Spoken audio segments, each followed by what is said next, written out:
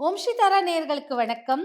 பெண்களுக்கு இந்த தேவையில்லாத இந்த வயிற்று வலி, மென்ஸ்ட்ருவேஷன் சொல்லக்கூடிய மாதவிடாய் டைம்ல வரக்கூடிய வலிகள், மாதவிடாயில இருக்கும் காம்ப்ளிகேஷன் சொல்லக்கூடிய உபாதைகள், இல்ல ஒரு நச்சுத்தன்மை, இது எல்லாம் போக்குறதுக்கு நம்ம சர்பன்டைன் சொன்னோம். வயிற்றில் பகுதியில போட்டுக்கிறதுக்கு.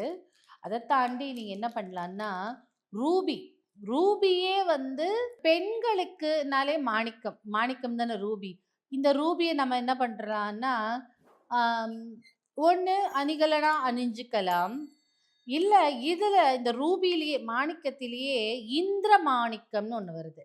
அதுவும் கொஞ்சம் வரது ரேர் தான். அதுல பார்த்தீங்கன்னா, ப்ளூ கலர் கலந்திருக்கும்.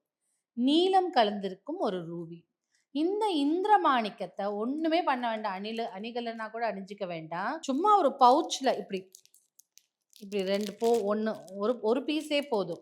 இப்படி போட்டுட்டு, நான் உங்களுக்கு தெரியணுங்கிறதுக்காக ஒரு டிரான்ஸ்பரண்ட் கவர்ல போட்டிருக்கேன். இல்ல நீங்க அழகான ஒரு துணி பவுச் இருந்தா அதுல போட்டுக்கலாம். இப்படி அழகா மடிச்சு உங்க தலையணை கீழ வச்சுட்டு தூங்கிடுங்க.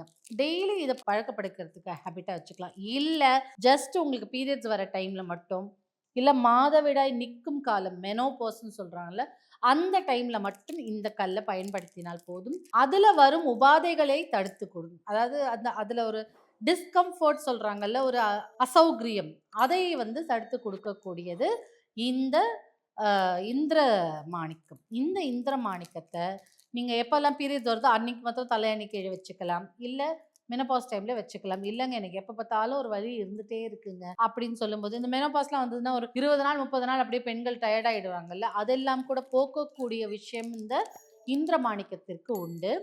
இத தலையணை கீழ வச்சுட்டு படுத்துக்கிட்டா உங்களுக்கு மெனோபாஸ், யூட்ரஸ் சம்பந்தப்பட்ட விஷயங்கள், இல்ல பிசிஓடி, பிசிஓஎஸ் இருக்கிறவங்களுக்கெல்லாம் பெரும் ரிலீஃபா இருக்கும்.